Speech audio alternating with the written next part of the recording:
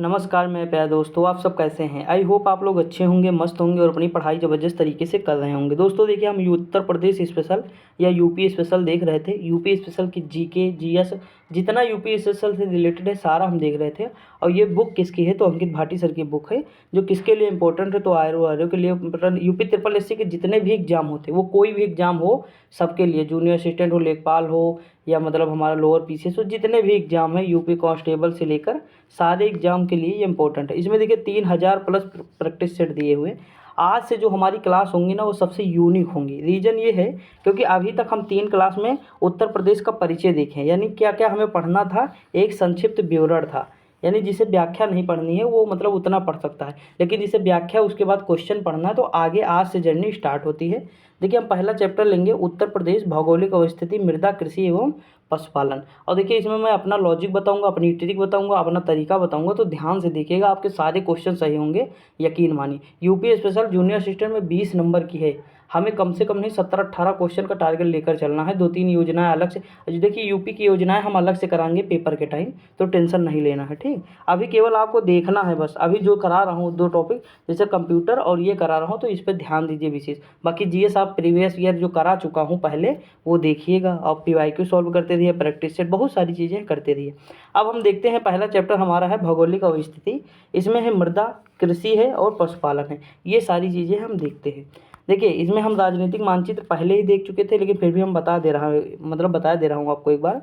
देखिए यहाँ सबसे उत्तर में जिला कौन सा है हमारा, तो सहारनपुर है। कौन सा है, सहारनपुर है। यूपी का सबसे उत्तरी जिला सहारनपुर है, और सबसे पश्चिमी जिला है तो शामली है। कौन सा है, शामली है। और देखिए उसके बाद सबसे जो है पूर्वी जिला कौन सा है, तो बलिया है। ये देखिए यहाँ पे सबसे पूर्व में क्या है, बलिया है, और यहीं से गंगा जी बाहर निकलते हैं, ठीक। उसके बाद देखिए यहाँ पे सबसे दक्षिण में कौन सा है, तो सोनभद्र है। अब देखिए एक चीज़ आप ध्यान दीजिए, इस तरह आप एक फिगर बनाइए, यहाँ लिखिए बलिया, यहाँ लिखिए शामली, यहाँ लिखिए सहारनपुर, यहाँ लिखिए सोनभद्र, यहाँ लिखिए पूर्वी, यहाँ लिखिए पश्चिमी, यहाँ लिखिए दक्षिणी, यहाँ लिखिए उत्तरी। काम खत्म, समझ में आया ना, ये चीज़ हो जाएगा। अब हम देखते हैं 75 ज़िले हैं यूपी में, आप ये जानते हैं 18 मंडल है, ये सारी चीज़ें हम देख चुके हैं। अब हम देखते हैं थोड़ा विस्तार इसका, ये सारी चीज़ें मतलब व्याख्या कर चुका हूँ, लेकिन दोबारा से चलते हैं, अब अच्छे से डिस्कस करते हैं। देखिए उत्तर प्रदेश की भौगोलिक स्थिति जानते हैं हम क्या है। उत्तर प्रदेश का कुल क्षेत्रफल कितना है, तो 2,40,928 वर्ग किलोमीटर है, ये चीज़ हम बता चुके हैं। देखिए क्षेत्रफल में हमेशा वर्ग लगता है, वर्ग किलोमीटर यानी किलोमीटर स्क्वायर जिसे हम कहते हैं। इसका रीज़न ये होता है क्योंकि क्षेत्रफल का फार्मूला होता है लंबाई गुणे चौड़ाई। देखिए पता सबको है, लेकिन जो लोग मतलब सिर्फ जीएस पढ़ते हैं उनको मैं बता दूं। देखिए लंबाई का फार्मूला होता है मीटर, सॉरी मात्रक होता है मीटर, चौड़ाई का भी होता है मीटर, मीटर में उसका एक यहाँ तो जुड़ गए तो 2 हो जाएगा। इसलिए क्षेत्रफल हमेशा क्या होता है, स्क्वायर में होता है, ठीक। देखिए भारत का क्षेत्रफल कितना है, 32,87,263 वर्ग किलोमीटर।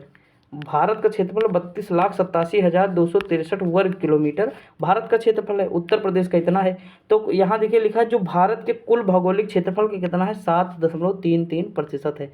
मैंने कहा था उत्तर प्रदेश के लोग क्या होते हैं, सब साथ साथ चलते हैं, साथ साथ चलते हैं यानी 7, ठीक। उत्तर प्रदेश के लोग कितना चलते हैं, 7-7, तो 7 हो जाएगा। अगला है कि क्षेत्रफल के देश से उत्तर प्रदेश का कौन सा स्थान है, तो चौथा राज्य है। उत्तर प्रदेश कौन सा है, चौथा है।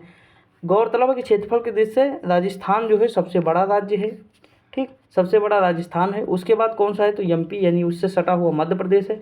मध्य प्रदेश के नीचे महाराष्ट्र है। उसके बाद चौथा हमारा क्या है, उत्तर प्रदेश है, ठीक। जब आंध्र प्रदेश अलग हुआ, आंध्र प्रदेश अलग नहीं हुआ था तो आंध्र प्रदेश चौथे नंबर पे था, लेकिन तेलंगाना जब आंध्र प्रदेश से अलग हुआ, 2 भागों में बटा, तो हमारा उत्तर प्रदेश चौथे पे आ गया, याद रखिएगा।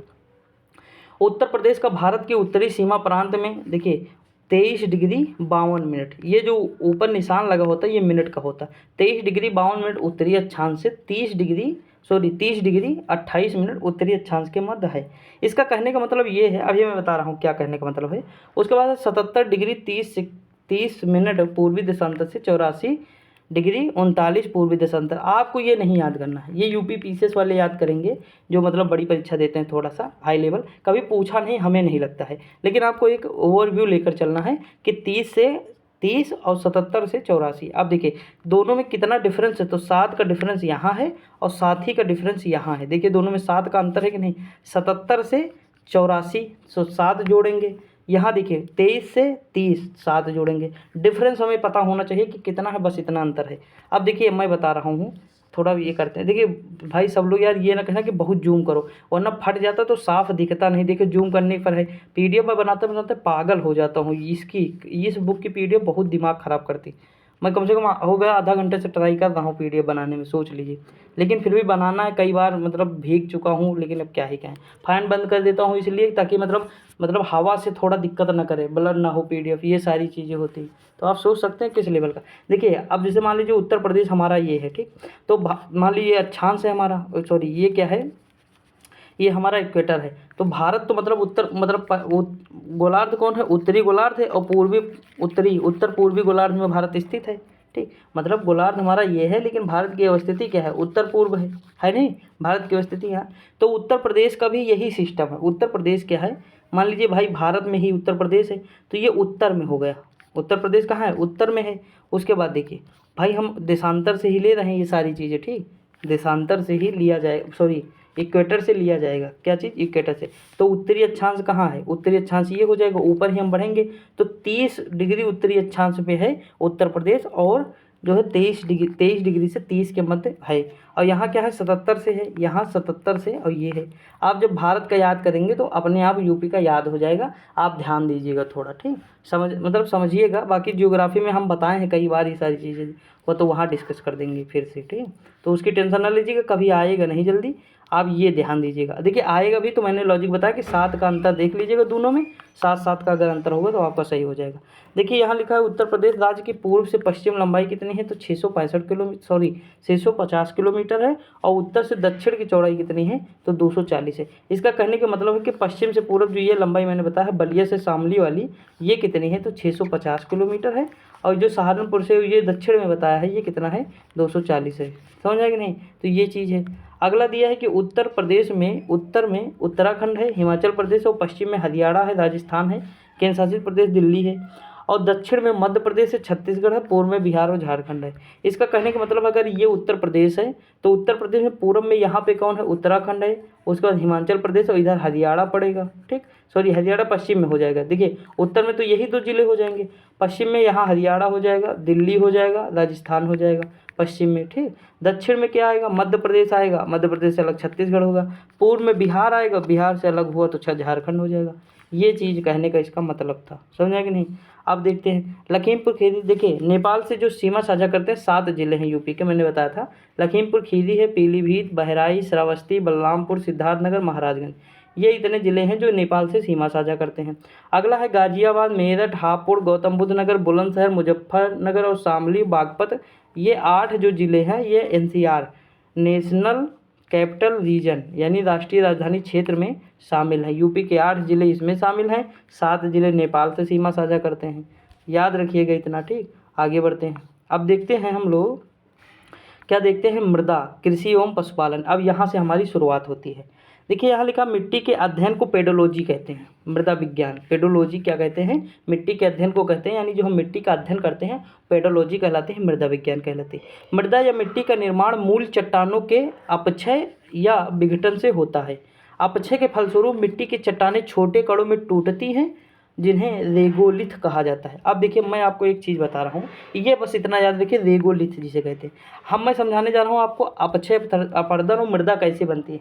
देखिए जो चट्टान होती है, चट्टान पे धूप पड़ती है, कभी बारिश पड़ती है, तो धूप बारिश जो अलग अलग फैक्टर, हवा, धूप, बारिश, हवा, ये सारे जो अलग अलग फैक्टर होते हैं चट्टानों पे पड़ते हैं, तो वो धीरे धीरे उसका क्या होता है, क्षरण होता है। आप ध्यान से देखेंगे गांव में भी यही चीज़ होता है कि पत्थर बहुत दिन तक छोटा सा अगर पड़ा रहे तो धीरे धीरे क्षरण होकर बहुत छोटा बन जाता है। तो ये चीज़ें होती हैं, जो चट्टानें होती हैं धीरे धीरे उसमें क्या होता है, आप देखेंगे हल्की हल्की जो है परत जमेगी छोटी छोटी, वही जो है मिट्टी के रूप में कार्य करती है आगे चल के, ठीक। अब देखिए मैं एक चीज़ और बता रहा हूँ आपको, अपक्षय, अपरदन और निक्षेपण। ध्यान से सुनिएगा, जीवन में कभी भूलेंगे नहीं, ठीक। अपक्षय, अपरदन और निक्षेपण, ठीक। निक्षेपण, अपक्षय तो आप लोग सुने होंगे ना। अपक्षय यानी जो है, देखिए अपक्षय का मतलब क्या मैं बताऊंगा। देख, चट्टान अगर अपने ही स्थान पे टूटे फूटे, चट्टान अगर अपने ही स्थान पे टूटे फूटे तो उसे क्या कहते हैं, अपक्षय कहते हैं। लेकिन वो सरक जाए, मतलब अपने स्थान से सरक के कहीं अलग आ जाए, मैं कलर चेंज करूँ थोड़ा, रेड ले लेता हूँ, ठीक, रेड ले लेता हूँ। देखो अगर चट्टान अपने ही स्थान पे टूटे फूटे ठीक। तो ये क्या कहलाएगा? अपक्षय कहलाएगा। ध्यान दीजिएगा एक चीज़, मेरा कॉन्सेप्ट, ये क्या हो जाएगा? अपक्षय। चट्टानों का अपने ही स्थान पे टूटना फूटना क्या कहलाता है? अपक्षय कहलाता है। उसके बाद वो चट्टान यहाँ से खिसक के अगर खिसकने लगे तो क्या कहलाएगी? अपर्दन कहलाएगा। क्या कहलाएगा? अपर्दन। चट्टान जब तक खिसक रही है तो क्या? अपर्दन। लेकिन फिर ये चट्टान एक जगह आके यहाँ पे जो है जमा हो जाए तो वो क्या कहलाएगा? निक्षेपण। क्या कहलाएगा? निक्षेपण। यानी निक्षेपण यहाँ हो जाएगा, बीच वाला जो भाग होगा, जो चट्टान सरक के आ रही है, उसे अपर्दन कहेंगे, और जो है अपक्षय किसे कहेंगे? तो चट्टानों का अपने ही स्थान पे टूटना फूटना। अब देखिए, चट्टान अपने स्थान पे टूटे फूटेगी, लेकिन वो यहाँ आएगी तो किसके थ्रू आएगी? या तो हवा के द्वारा आएगी या तो पानी के द्वारा, दो ही है ना। या तो हवा बहा के लाएगा या तो पानी बहा के लाएगा। समझ आया नहीं? तो दो चीज़। अब देखिए इसका एग्जांपल मैं देता हूँ रियल लाइफ से। आप लोग टॉफ़ी खाएं? क्या खाएं? टॉफ़ी।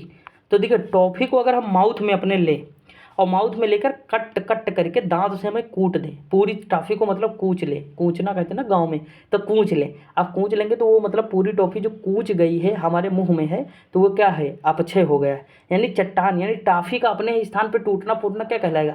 अपक्षय। यानी एक ही स्थान पे वो टूट गई पूरी तरह से। लेकिन वो टॉफ़ी जो है खिसक के हमारे पेट में जाए धीरे धीरे, तो वो हम जब पेट में ले जाएंगे तो अपर्दन हो रहा है उसका। टॉफ़ी का क्या हो रहा है? पेट में जा रही तो अपर्दन हो रहा है, हो रहा है ना। और लेकिन अब एक जगह जाके इकट्ठा हो जाए पेट में तो वो क्या होगा? निक्षेपण हो गया टॉफ़ी का, हो गया ना। तो हम देखिए रियल लाइफ से इसे जोड़ दिए, कभी जीवन में कोई जोड़ा नहीं लेकिन हम ही जोड़े। देखिए रीजन क्या है, जिसे हम पढ़ाते थे ना अपने स्कूल में, देखिए 12 तक पढ़े हैं, 12 तक पढ़ाए हैं, तो वहाँ जब हम पढ़ाते हैं, अभी भी जाते हैं पढ़ाते हैं, तो वहाँ क्या होता है, ऐसे एग्जाम्पल जब देते हैं तो बच्चों के माइंड में जल्दी बैठता है ना। तो वहीं सोचे थे ये चीज़ हम। तो देखिए टॉफ़ी मतलब अपने स्थान पे टूट फूट रही है तो वो हो रही है अपक्षय, और उसके खिसक के यहाँ आ रही है तो अपर्दन हो रहा है उसका। लेकिन एक जगह जमा हो जाए तो क्या कहलाता है? निक्षेपण कहलाता। याद हुआ ना दोस्तों? वही चीज़ मैं यहाँ बता रहा हूँ। जैसे नदियाँ हैं, नदियाँ जब पहाड़ों से निकलती हैं तो काटती पीटती हैं, चट्टानों को काटती हैं ना, यानी अपक्षय करती हैं। अपक्षय करती हैं तभी तो कटेगी चट्टान। कटे मान ली गंगा नदी है, इसका अपक्षय की ये चट्टान है, यहाँ अपक्षय करती हैं धीरे धीरे। अपक्षय के बाद वो बहा ले जाती हैं, अपर्दन करती हैं, फिर जो सारी चीज़ें बहा के ले जाएंगी तो यहाँ जो है इकट्ठा कर देंगी बंगाल की खाड़ी के पास। तो डेल्टा का जब निर्माण होता तो किसके द्वारा होता? अपर्दन और निक्षेपण के द्वारा होता डेल्टा का निर्माण। समझ में आया कि नहीं? अब आपको ये कॉन्सेप्ट दे दियो, हर जगह फॉलो करिए, लागू करिए, कोई दिक्कत नहीं। आगे बढ़ते अब देखिए यही चीज़ को याद कहते हैं रेगोलिथ कहते हैं। अपक्षय के फलस्वरूप मिट्टी के चट्टान जो छोटे छोटे कणों में टूट जाते हैं उसे कहते हैं रेगोलिथ कहा जाता है। समझे नहीं? देखिए ये कॉन्सेप्ट था, लेकिन 3 चीज़ें आपकी मैंने हमेशा के लिए क्लियर करा दी, जीवन में कभी नहीं भूलेंगे। अब देखिए यहाँ लिखा, वैज्ञानिक विश्लेषण के आधार पर चट्टान की मिट्टी को 3 भागों में बांटा गया। एक भाभर एवं तराई क्षेत्रफल की मृदाएं, एक मध्य भारत के क्षेत्रफल की मृदाएं, और एक है पहाड़ी यानी दक्षिण पठारी जो बुंदेलखंड वाला क्षेत्र है वो है। ये तराई वाला क्षेत्र हो जाएगा, नेपाल से सटा हुआ है, और ये बीच का क्षेत्र हो जाएगा जो जहाँ हम लोग हैं इस समय, लखनऊ है, बाराबंकी है, प्रयागराज, ये सारी क्षेत्र। ठीक, प्रयागराज तो बुंदेलखंड वाले एरिया में पड़ जाता है तो वहाँ हम नहीं जाएंगे, रायबरेली तक का ले लेंगे। देखते हैं अब भौगोलिक मानचित्र इसका देखते हैं। अब ध्यान से देखोगे तब समझ में ज़्यादा आएगा। हम थोड़ा जो है इसे आराम से करना है। देखिए ये जो नीला वाला क्षेत्र है ना, ये कौन सा क्षेत्र है हमारा? तो ये है भाभर एवं तराई वाला क्षेत्र। अब समझ में आ रहा है ना? ये भाभर तराई वाला, ये हरा भरा मैदान है, यानी यहाँ फसल बहुत ज़्यादा मात्रा में हो रही है। धान गेहूँ केला सारा चीज़ कहाँ हो रहा है? मध्य भारत के गंगा के मैदान में, तो ये गंगा का मैदान हो जाएगा। उसके बाद देखिए ये यहाँ जो है पीला पीला है, थोड़ा सा मतलब वो है ऑरेंज कलर का पीला है, तो ये है दक्षिणी। आपको मतलब चट्टान थोड़ा पीली नज़र आएगी ना, हल्का हल्का पिलछड़ टाइप, तो वो दक्षिणी हो जाएगा। समझे कि नहीं? तो ये देखिए ये पानी, यहाँ पानी है, पता ना तराई क्षेत्र में सबसे ज़्यादा बारिश होती है, वहाँ पानी तुमको मिलेगा, तो ये नीला नीला है। ठीक, पानी का संबंध नीले से हो जाए। हरा मैदान, कृषि हो रही तो हरा हरा मैदान हो गया। पहाड़ है तो थोड़ा रेड रेड नज़र आ रहा है। समझ में? केवल फिगर से ही आपको समझ में आ रहा है, मैं थोड़ा एक्सप्लेन कर दिया हूँ बस। अब देखिए इसकी हम व्याख्या करते थोड़ा। देखिए भाभर एवं तराई क्षेत्र की मृदाएं, मैं थोड़ा पढ़ देता हूँ, उसके बाद मैं अपने तरीके से व्याख्या कर दूंगा। देखिए यहाँ लिखा है, थोड़ा दोस्तों और जूम कराओगे तो कोई दिक्कत नहीं, कर दूंगा, लेकिन थोड़ा कम दिखेगा तो चिल्लाना नहीं भाई, मैं बहुत मेहनत करता हूँ, यकीन मानिए। लाइब्रेरी में नहीं जा रहा हूँ 2 दिन से, मेरी एक दिन की लाइब्रेरी की फ़ीस है 30 रुपये, 2 दिन का मतलब 60 रुपये बर्बाद हो गए। समझे कि नहीं? मतलब मिलना मिला कुछ नहीं, लेकिन मुझे मज़ा आता है, मैं पढ़ाता हूँ। ठीक, आपके कमेंट प्रोत्साहित करते हैं, तो ये सारी चीज़ें समझिए आप लोग थोड़ा सा, बाकी कोई दिक्कत नहीं। एक भाई कमेंट किया था केवल यूपी स्पेशल अंकित भाटी सर की पढ़ाई है, उसकी वजह से मतलब मैंने तुरंत बुक खरीदी, तुरंत स्टार्ट कर दिया। समझ नहीं? मतलब सोच सकते हो कि मतलब किस लेवल का डेडिकेशन। तो ये सारी चीज़ें होती हैं तो आपको समझना चाहिए। देखिए यहाँ भाभर एवं तराई क्षेत्र की मृदाएं हैं। प्रदेश के उत्तरी भूभाग अर्थात भाभर क्षेत्र में बह रही हिमालयी नदियों के भारी निक्षेप से निर्मित होने के कारण इस क्षेत्र की मिट्टी मोटा बालू, अधिक कंकड़ पत्थर, इसलिए मिट्टी में जल छन कर नीचे चला जाता है। जल के न ठहरने के कारण यहाँ कृषि करना असंभव है। और उसके बाद देखिए अगला है, जबकि भाभर के दक्षिण में तराई क्षेत्र में मृदा समतल, नम, दलदली, उपजाऊ है, यहाँ धान गन्ने की खेती होती है। अब चलो चलते हैं भैया, यहीं पे चलते हैं, यहीं पे। ठीक, देखिए ये भाभर वाला क्षेत्र है, भाभर एवं तराई वाला क्षेत्र, इसके ऊपर है भाभर वाला क्षेत्र। जब हिमालय से नदी निकलती है, कोई भी नदी, तो अपने साथ कंकड़ पत्थर लेकर निकलती है कि नहीं। तो जब वो कंकड़ पत्थर लेकर निकलेगी तो सीधी सी बात है, आप जब कभी उत्तराखंड गए होंगे तो आप जब नीलकंठ की चढ़ाई करें या कोई भी चढ़ाई करेंगे तो आप देखेंगे कि इस तरह कंकड़ पत्थर होगा खूब सारा, उसी में नदी ऐसे बह रही है। कम दिखेगी, बहुत कम दिखेगी, कंकड़ पत्थर बहुत दिखेंगे, नदी बहुत कम दिखेगी। तुमको लगेगा कि नदी तो बहुत छोटी है, लेकिन जैसे आगे हरिद्वार वाले क्षेत्र में आएंगे आप, तो वहाँ देखेंगे कि बहुत विशाल गंगा जी बहुत तेज बह रही हैं, बहाव बहुत अधिक है, वहाँ साफ साफ आपको पानी दिखेगा। तो कौन सा है, समतल में आ गई गंगा जी, कहाँ आ गई, समतल में आ गई। ये जो क्षेत्र था ये कहाँ था, भाभर वाला क्षेत्र था। यानी जब नदी अपने साथ आएगी तो कंकड़ पत्थर लेकर आएगी और साथ मिलाएगी, अपने में अवरोध उत्पन्न कर लेगी। अवरोध उत्पन्न करने के इसी के अंदर ही नदी बहना शुरू हो जाएगी। लेकिन जब आगे बढ़ेगी तो मैदानी क्षेत्र में नदी दिखने लगेगी, समझ गए। तो यही जो नदी दिखती है जहाँ, वो तराई क्षेत्र हो जाएगा, और नदी जहाँ विलुप्त रहती है ये भाभर वाला क्षेत्र हो जाएगा। ठीक, देखिए आप इसीलिए कहता हूँ घूमोगे जितना अधिक तो वहाँ आप सब कुछ समझ पाएंगे कि कहाँ कौन सी चीज़ है। रिफ्ट वैली मैंने गंगा घाटी में ही जाके देखा, तो सारी चीज़ें मुझे समझ में आई, पढ़ाने की ज़रूरत है, टीचर पढ़ा देगा ठीक है, लेकिन खुद से प्रैक्टिकल देखेंगे सारी चीज़ें तो ज़्यादा समझ में आएंगी ना। तो ये चीज़ आपको समझ में आया ना। तो ये है भाभर और तराई क्षेत्र, मैंने बता दिया। अब देखो तराई क्षेत्र में कह रहे हैं कि धान गन्ना काहे ज़्यादा हो रहा है, तो इसका रीज़न क्या है भाई, तराई क्षेत्र में पानी अधिक है कि नहीं, और धान को क्या चाहिए, पानी, गन्ने को क्या चाहिए, पानी। धान, पान, केला तीनों है पानी के चेला, गन्ना में भी खूब पानी चाहिए, धान में भी, पान में, तो ये सारी चीज़ें पानी से रिलेटेड है। तो तराई क्षेत्र में धान गन्ना, इसलिए आप गोंडा वाला क्षेत्र देखेंगे उस साइड ज़्यादा मतलब धान होता रहता, वो गन्ना होता रहता है। ठीक, अब समझ में आया कि नहीं, आगे बढ़ते। अब देखिए हम मध्य एवं मैदानी क्षेत्र में आ जाते हैं। देखिए एक है खादर, एक है बांगर, ये दो मृदा हैं। अब मैं बता दे रहा हूँ थोड़ा, देखिए नदी का एक स्वभाव है, नदी जब बहती है तो एक तरफ काटती है और दूसरी तरफ देखोगे घाट बना देता है। भाई नदी हमेशा तुमको दोनों तरफ घाट नहीं नजर आएगा कभी भी, कहीं भी जाइए, सरयू नदी जाइए, दोनों तरफ घाट दोस्तों कभी आपको नहीं मिलेगा, एक साइड घाट मिलेगा, चाहे वो प्रयागराज जाओ चाहे जहाँ जाओ। नदी का एक स्वभाव है, ये कभी ध्यान आप लोग न दिए हों शायद, लेकिन मैं आपको ध्यान दिला रहा हूँ। नदी का स्वभाव है कि नदी हमेशा जो है मैदानी क्षेत्र में थोड़ा कम बहती है, जंगलों से होकर थोड़ा बहती है। हाँ कहीं कहीं मैदानी मतलब प्रवेश करती है तो वहाँ शहर बस जाते, वो अलग बात है। बाकी जैसे नदी इस तरह बह रही है, इस तरह मतलब घूम रही है इस तरह, तो यहाँ आप देखेंगे इस तरफ काटेगा, नदी काटेगी तो इस तरफ मतलब यहाँ मिट्टी को जमाएगी कि नहीं। तो एक समय आएगा कि जब बाढ़ का क्षेत्र आता है, तो जब नदी बाढ़ करेगी, नदी आई बाढ़ लेकर आई, ठीक, अपने साथ मिट्टी लाई, तो ये अगल बगल का जो क्षेत्र है वो भर जाता है। अगल बगल में बाढ़ के कारण क्या होता है, क्षेत्र भर जाएगा, और भरने का जब पानी हट जाएगा तो यहाँ एक मतलब मिट्टी की परत जम जाएगी। ये जो परत होती है यह बहुत ज़्यादा जो है क्या होती है, उपजाऊ होती है। यही इसी परत को कहते हैं खादर। क्या कहते हैं, खादर। खाद सुने हो ना, खाद, तो खाद से ही खादर समझ लीजिए बिल्कुल, कि ये मतलब जो है बहुत उपजाऊ है, नवीन है, तो खाद से खादर हो जाएगा। ठीक, खाद भी तो उपजाऊ रहती है, डालने से खेती खूब होती है, समझे कि नहीं। ये तरीका याद करने का अपना कि खादर और बांगर में हम कभी भूलेंगे नहीं। खादर यानी खाद, तो खाद यानी उपजाऊ है, तो यानी नवीन है। जलोढ़ मृदा क्या है, नवीन है, जो उपजाऊ है, बाढ़ में आई हुई है। और एक बांगर होती है, जैसे मान लीजिए ये प्रयागराज में गंगा जी इधर बह रही हैं, ठीक, यमुना जी इधर बह रही, तो यहाँ सबसे ऊंचा जो सिविल लाइन का क्षेत्र होगा, ठीक, ये क्या होगा, ये बांगर क्षेत्र होगा। यहाँ बहुत पहले नदी बहती थी, जैसे आज हम जहाँ बैठे हैं यहाँ भी बहुत पहले नदी बहती रही होगी, फिर धीरे धीरे वो अपना मार्ग चेंज कर ली हुई, समझ में आया नहीं। तो ये जहाँ मतलब नदियों का पानी नहीं पहुँचता है, शहर के जो ऊंचे ऊंचे स्थान होते हैं जहाँ नदियाँ नहीं पहुँचती अपने पानी लेकर, जैसे आप गाँव में देखे होंगे, हमारे जैसे गाँव है, नदी बहुत दूर है, 3-3 4-4 किलोमीटर, तो हमारा गाँव जब नहीं डूबता है तो वो कौन सा क्षेत्र के अंतर्गत, बांगर आ जाएगा। क्या आ जाएगा, बांगर आ जाता है। समझ में आया कि नहीं। तो इतना समझ में आ गया होगा। अब हम एक जल्दी से ये पढ़ लेते हैं। देखिए खादर या कछारी मृदा नवीन जलोढ़ मृदा है, जो मृदा हर बार नदियों के आने वाले बाढ़ के साथ परिवर्तित होती है, उसे खादर या कछारी मृदा कहते हैं। इस मृदा का रंग हल्का भूरा होता है तथा महीन कणों से बने होने के कारण इसमें जल को रोकने की क्षमता अधिक होती है। क्षमता होती है। इस मिट्टी को बलुआ, दोमट या मटियार आदि के नामों से जानते हैं। ये नाम याद रखिए, बलुआ, दोमट या मटियार, नाम याद रखिए। अगला है बांगर मृदा, प्राचीन जलोढ़ मिट्टी। गंगा व यमुना के मैदानी क्षेत्रों का भूभाग जहाँ पर इन नदियों की बाढ़ का पानी नहीं पहुँच पाता है, उन क्षेत्रों की मृदा को बांगर या प्राचीन जलोढ़ मिट्टी कहते हैं। इस मृदा को दोमट या मटियार या मटियारी बालू के को कहते हैं। ठीक, ये देखिए यहाँ कह रहे रहा है कि नदियों का पानी, बाढ़ का पानी वहाँ नहीं पहुँच पाता है, यानी वहाँ उसका पानी नहीं पहुँचता है, तो उसे ही कहते हैं बांगर वाला क्षेत्र। ठीक, इन क्षेत्रों की मृदा बांगर या प्राचीन जलोढ़ मृदा। देखिए बांगर को कहते हैं प्राचीन जलोढ़ मृदा और उसे कहते हैं खादर को नवीन जलोढ़ मृदा। देखिए जलोढ़ मतलब होता है जल ओढ़ा, यानी जहाँ पे जल ढनकता है, जल ऐसे से जाता है, वही जलोढ़ कहलाता है। तो जलोढ़ मृदा, यहाँ जो नदियों के आसपास का क्षेत्र होगा वहाँ कौन सी मिट्टी होगी? जलोढ़ मिट्टी होगी। समझ में आया कि नहीं? आगे बढ़ते हैं। अब देखिए इसमें एक नोट लिखा है, ये ध्यान दीजिए। यहाँ लिखा है सघन कृषि के कारण इस मिट्टी में नाइट्रोजन, फास्फोरस और पोटेशियम यानी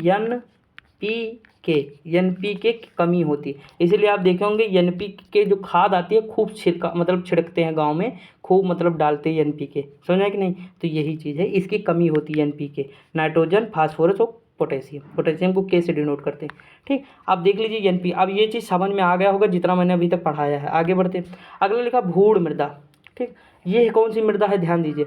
यह मिट्टी हल्की, दोमट और बलुई होती है। यह गंगा, यमुना उनकी सहायक नदियों के बाढ़ वाले क्षेत्रों में बहुत लंबे समय से बने हुए 10-15 फीट ऊंचे टीलों की भूड़ कहा जाता है। इस मिट्टी के कण बड़े और खुरदरे होते हैं। यह मुरादाबाद और संभल वाले क्षेत्र में पाई जाती है। कहने का मतलब ये है कि जहाँ नदियाँ, जो नदियों को जो वो होता है, जो सहायक नदियाँ होती हैं बड़ी नदियों में, उनके जो ऊपर वाला क्षेत्र होता है 10-15 फीट ऊंचे, वो इस तरह की मृदा। देखिए भूड़ मृदा क्या होता है, ऐसे सिंपल अगर समझेंगे आप तो ये बड़े बड़े जो है उनका पत्थर टाइप की होती है, खुरदरी होती है थोड़ा, ये मोटी टाइप, पत्थर टाइप की नहीं कहते, थोड़ा मोटी होती है मृदा। समझ कि नहीं? भूड़ मृदा, तो वो वाला क्षेत्र वो तो भूड़ होता है और 10-15 फीट ऊंचे इसके टीले बने होते हैं, तो वो भूड़ मृदा कहलाती है। देखिए उत्तर प्रदेश में सर्वाधिक जो मृदा है वो जलोढ़ मिट्टी है। कौन सी है? जलोढ़ मिट्टी है। अगला है काली मृदा, रेगुर मृदा कहते हैं। काली मिट्टी को रेगुर या काली कपास मिट्टी के नाम से जाना जाता है। यह मिट्टी अधिक नमी धारण करती है।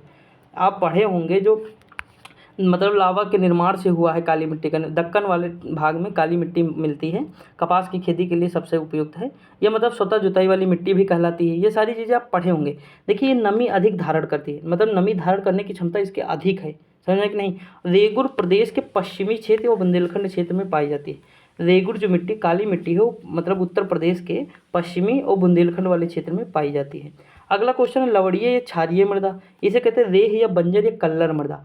देखिए लवड़ीय क्षारीय मृदा वो होता है जो मैंने बताया जहाँ पानी नहीं पहुँचता है, जो खादर वाला क्षेत्र होगा वहाँ पे कौन सी इसी तरह की मिट्टी नज़र आएगी। ठीक, अब देखिए लवड़ीय मृदा का है कि 7 से पीएच मान जिसका अधिक होगा वही लवड़ीय होता है। अम्लीय का मतलब होता है 7 से कम पीएच मान। समझे कि नहीं?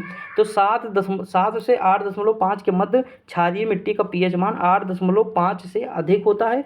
उपजाऊ मिट्टी का आदर्श पीएच मान है 5 से 7, यानी जो आदर्श मिट्टी होती है उपजाऊ वो 5 से 7 के बीच में होती है। ये याद रखिए, नोट कर लीजिएगा, कभी पूछा जा सकता है। अब देखिए यहाँ पे होना चाहिए, यहाँ लिखा उर्वरकों के अत्यधिक प्रयोग, जल निकासी या उचित प्रबंधन न होना, नदी नालों के रसायन युक्त पानी से अत्यधिक सिंचाई करके इसके प्रमुख कारण है। इस मिट्टी का भाई देखिए, अगर आप रसायन का अधिक प्रयोग करेंगे, ठीक, पानी का अत्यधिक सिंचाई करेंगे, तो इसके कारण जो मृदा होगी वो क्षारीय बन जाएगी। समझे कि नहीं? उत्तर प्रदेश के अलीगढ़, कानपुर, एटा, इटावा, मैनपुरी, जौनपुर, प्रतापगढ़, प्रयागराज आदि जिलों में ऐसे समतल और बंजर भूमि पाई जाती है। याद रखिए। अगला मरुस्थलीय मृदा। मरुस्थलीय मृदा यह मृदा वर्षा की कमी, शुष्कता तथा अधिक तापमान वाले क्षेत्रों में पाई जाती है। जहाँ तापमान अधिक होगा, बुंदेलखंड वाला क्षेत्र है वहाँ तापमान अधिक है तो मिल सकता है। पश्चिमी उत्तर प्रदेश वहाँ बारिश कम होती है तो भी मिल सकता है। देखिए प्रदेश में मथुरा बारिश सबसे कम होती है, आगरा, अलीगढ़ ये सटे हुए हैं, तो यहाँ जो है ये मरुस्थलीय मृदा पाई जाती है। जहाँ पानी यानी बारिश कम होगी वहाँ मरुस्थलीय मृदा होगी, और यहाँ पे हवा जो है ज़्यादा बहाव करेगी, हवा यानी काटेगी। देखिए इस मिट्टी में बालू के कण मोटे व अधिक मात्रा में होने के कारण इस मिट्टी में नमी को रोकने की क्षमता बहुत कम होती है। यद्यपि इस मिट्टी में नाइट्रोजन व जीवाश्म की कमी होती है, फिर भी मोटे अनाज जैसे बाजरा, ज्वार, दालें, उड़, मूंग और उड़द आदि की खेती इस प्रकार की मिट्टी में की जाती है। ठीक दोस्तों, ये सारी चीज़ें आपको समझ में आ रही हैं कि नहीं? आई होप आपको समझ में आ रहा होगा। अब हम आगे देखते हैं। लिखा है दक्षिण एवं पठारी क्षेत्र की मृदाएं। देखिए ये लिखा है यह मृदाएं देखिए दक्षिण पठारी बुंदेलखंड का ही क्षेत्र है। बुंदेलखंड क्षेत्र में अधिक पाई जाती है। इसमें झांसी, बांदा, ललितपुर, हमीरपुर, जालौन, महोबा, चित्रकूट शामिल है, इसलिए इसे क्षेत्रीय भाग कहते हैं। देखिए जो गंगा का मैदान है बीच वाला क्षेत्र, यहाँ जलोढ़ मिट्टी है। तो आप देखे होंगे सबसे ज़्यादा पानी पूर्वी उत्तर प्रदेश में है कि नहीं, और तराई वाले क्षेत्र में है। तो जहाँ सबसे ज़्यादा पानी वाला क्षेत्र होगा वहाँ क्या होगा, केला सबसे ज़्यादा होगा। जैसे कौशाम्बी पानी है, यमुना जी बही रही हैं गंगा जी के आसपास, तो क्या होगा, कौशाम्बी, केला। ठीक, प्रयागराज में केला। धान भी होगा जहाँ गंगा जी होंगी, धान होगा, गेहूँ, गन्ना भी होगा। ठीक, ये सारी चीज़ें होंगी कि नहीं जहाँ पानी होगा। तो आपको ये समझ में आना चाहिए कि बुंदेलखंड वाले क्षेत्र में ये सारी चीज़ें नहीं होंगी, क्योंकि वहाँ पे पानी नहीं है, तो ये सारी चीज़ें नहीं होंगी। तो वहाँ क्या होगा, दाल होगा, पानी की कमी होती है, दाल हो जाती है। ठीक, दाल होगा, गेहूँ हो सकता है, गेहूँ हो जाएगा, सरसों भी हो जाएगा। ठीक, यानी जो मरुस्थलीय वाली मृदाएँ होंगी वही होंगी। तो दाल, गेहूँ, सरसों ये सब कहाँ होंगे, बुंदेलखंड वाले क्षेत्र में हो जाएगा। इसीलिए बुंदेलखंड वाला जो भी मतलब दोस्त होगा या जो भी भाई बहन होंगे, वहाँ देखोगे कि आप सबसे ज़्यादा क्या खाएंगे, रोटी, रोटी, दाल, रोटी, दाल, दाल सब्जी। उनके पास चावल बहुत कम होगा घर में, मतलब चावल की कमी, समझा कि नहीं। इसका रीज़न वहाँ की जलवायु। कोई भी चीज़ पैदा हो रहा है तो वहाँ की हमें जलवायु देखना है। जलवायु ही सब कुछ डिपेंड करे। भाई कश्मीर में आदमी बर्फ़ नहीं बेचेगा, कश्मीर में बर्फ़ बेचेगा कोई, भैया वहाँ तो ठंडी है ही है, वहाँ के लोग बर्फ़ क्यों खाएंगे, हिमालय बर्फ़ से भरा ही है, तो वहाँ बर्फ़ नहीं बिकेगी। बर्फ़ कहाँ बिकेगी, उत्तर भारत के नीचे जहाँ जहाँ गर्मी वाला क्षेत्र है वहाँ बर्फ़ बिकेगी, समझ में कि नहीं। तो ये क्या डिपेंड कर रहा है, जलवायु। क्या डिपेंड कर रहा है, जलवायु। तो जलवायु बहुत बड़ा फैक्टर होता है, हमें ये समझना हो। एक कॉन्सेप्ट अगर आप सोच लिए तो आपका काम हो जाएगा। केवल कॉन्सेप्ट ही है सारा जो आपके माइंड में लाएगा, समझ कि नहीं। तो ये सारी चीज़ें होती है। हम एक दो कॉन्सेप्ट और दे देंगे अभी। तो देखिए इसमें इतने क्षेत्र शामिल होते हैं। इसके लिए क्षेत्रीय भाषा में बुंदेली मृदा भी कहते हैं। इसके अलावा यह मृदा सोनभद्र, मिर्ज़ापुर के कुछ क्षेत्रों में पाई जाती है। बुंदेली मृदा में टोंडा होता, माड़, पड़वा, राकड़, लाल मिट्टी आदि नामों से जानी जाती है। देखिए आपको नाम याद रखना है बस कि बुंदेलखंड वाले क्षेत्र में कौन सी मृदा है, क्योंकि विभिन्न भौतिक और रासायनिक परिवर्तनों के कारण इन मिट्टियों में थोड़ी थोड़ी भिन्नता पाई जाती है। अगला है भोटा मृदा। देखिए भोटा मृदा क्या है, यह बिंद क्षेत्र के में पाई जाती है। यह मोटे अनाज वाली फसलें उगाई जाती है। तो देखिए मोटा अनाज जो मोटा अनाज है वो बुंदेलखंड वाले क्षेत्र में है। यह मिट्टी हल्के लाल रंग की होती है। अगला है माड़ मृदा। यह मिट्टी उत्तर प्रदेश के पश्चिमी सीमा के जिलों में पाई जाती है। यह मिट्टी काली मिट्टी रेगुड़ के समान चिकनी होती है। इस मिट्टी में सिलिकेट की अधिकता होती है तथा पानी की अधिकता में यह मृदा कीचड़ जैसी हो जाती है, इसलिए इस मृदा को कृषि करना दुर्लभ है, यानी यहाँ कृषि नहीं होती माड़ में। अगला पड़वा मृदा। यह हल्के लाल रंग की मिट्टी होती है जो कि हमीरपुर, जालौन, यमुना के तटीय क्षेत्रों में विशेषकर बीहड़ वाले क्षेत्रों में पाई जाती है। कौन सी मृदा, पड़वा मृदा। अगला है लाकड़ मृदा। उत्तर प्रदेश के दक्षिण पर्वतीय एवं पठारी ढलानों पर यह मृदा अधिक पाई जाती है। यह लाल भूरे रंग की दानेदार मृदा होती है। इस मृदा में खरीफ में तिल और रबी चना उगाया जाता है। अगला है लाल मृदा। लाल मृदा प्रदेश के झांसी, मिर्ज़ापुर, चंदौली, सोनभद्र जिलों में पाई जाती है। इस मिट्टी में दलहन और तिलहन की फसलें उगाई जाती हैं, समझ में कि नहीं। तो ये लाल मृदा कहाँ पाई जाती है, मिर्ज़ापुर, चंदौली, झांसी। मैं बता रहा हूँ आपको यही बुंदेलखंड वाला क्षेत्र में ही चूज करना है। यहाँ तिलहन होगा, दलहन होगा। दाल इसीलिए बुंदेलखंड वाले क्षेत्र में अधिक होता है, और बुंदेलखंड से सटा है एमपी। आप बताइए दालों के लिए सबसे ज़्यादा कौन है, एमपी है, आगे है ना एमपी। तो इसका रीज़न क्या है, बुंदेलखंड का पहाड़ी वाली एरिया में ये सारी खेती ज़्यादा हो रही, तो दाल, तो सरसों, ये सारी चीज़ें हो जाएगी। समझ में कि नहीं, समझ में आया। I hope. आगे बढ़ते हैं। देखिए एक काम मैं ये करूँ कि केवल बुक पढ़ता चला जाऊँ, कुछ अलग से जानकारी न दूँ, आपका माइंड न डेवलप होगा। आपका माइंड न डेवलप होगा तो मेरे बुक पढ़ाने से मतलब क्या है। केवल बुक पढ़ा, मैंने कई बार आपको बताया है कि मेरे पास कंटेंट है, लेकिन मेरे पास डिजिटल बोर्ड नहीं है दोस्तों, ठीक। और मैं पैसा फंसाया हूँ, मैं आपको बता दूँ 6,000 रुपये का मैंने पेन ड्राइव लिया था। एक दिन क्लास मैंने नहीं कराई, वैसे रखा है उसको, मतलब फंसा, अब पैसा फंस गया है तो फंस गया है। लेकिन अब क्या ही करें ना, कुछ चीज़ें होती हैं कि जो है नहीं समझ में आता। घर वालों से कहा तुरंत मतलब मान गए, तुरंत दे दिए, मंगा लिया, लेकिन कुछ नहीं कर पा रहा हूँ। तो ये सारी चीज़ें होती है, कभी कभी कुछ चीज़ नहीं जानते हैं, बहुत सारी चीज़ें होती है ना। लेकिन कोई दिक्कत नहीं, आप पढ़िए, आपको समझ में आएगा कि नहीं ये बताइए। आपको समझ में आ रहा, आप कमेंट करके हमें ज़रूर बताइएगा। और दूसरी चीज़ ये है कि वीडियो शेयर करते रहिए आप जितना हो सके दोस्तों, ठीक। अभी ये समझ लीजिए हम मैं बहुत दूर हूँ मतलब मोनेटाइज से, अभी मतलब सब्सक्राइबर केवल हैं थोड़े बहुत, बाकी मतलब अभी बहुत दूर हूँ, मैं आपको अब क्या बताऊँ, ठीक। अब मेहनत करते रहिए अपना, मैं तो कर ही रहा हूँ। देखिए अब कृषि देखते हैं। उत्तर प्रदेश की अर्थव्यवस्था कृषि के मेरुदंड कहा जाता है। देखिए सबसे ज़्यादा खाद्यान्न पूरे भारत में कहाँ है, पहले स्थान पे यूपी है।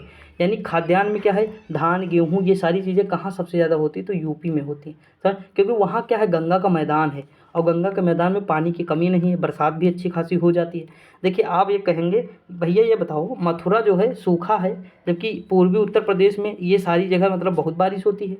देखिए इसका रीज़न दोस्तों जानते हो क्या है, भारत जैसे मान लीजिए, थोड़ा मैं बता दे रहा हूँ कृषि के लिए।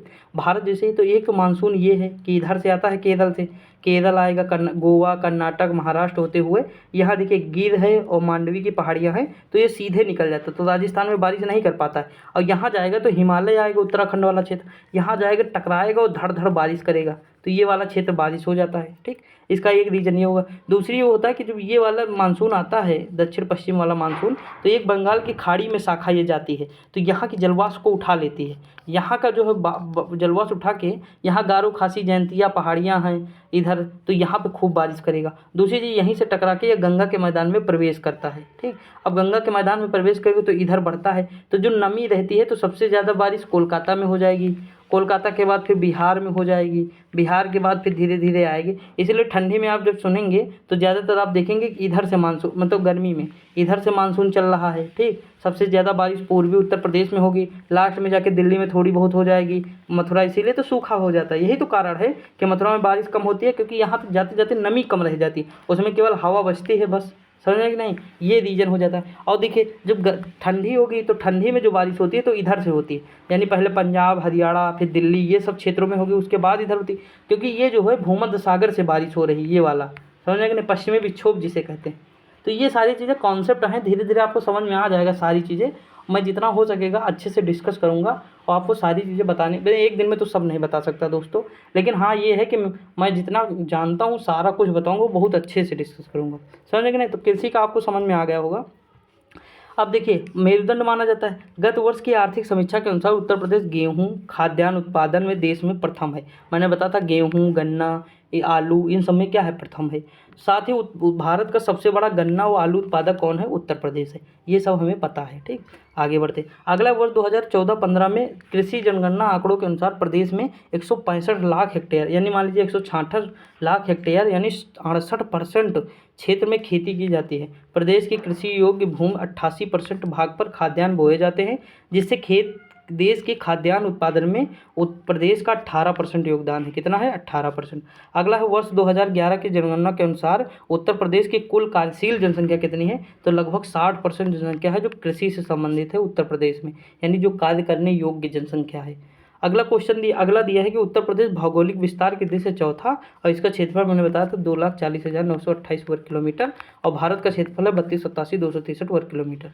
ठीक, तो याद रखिए। और जो भारत का 7.3% है।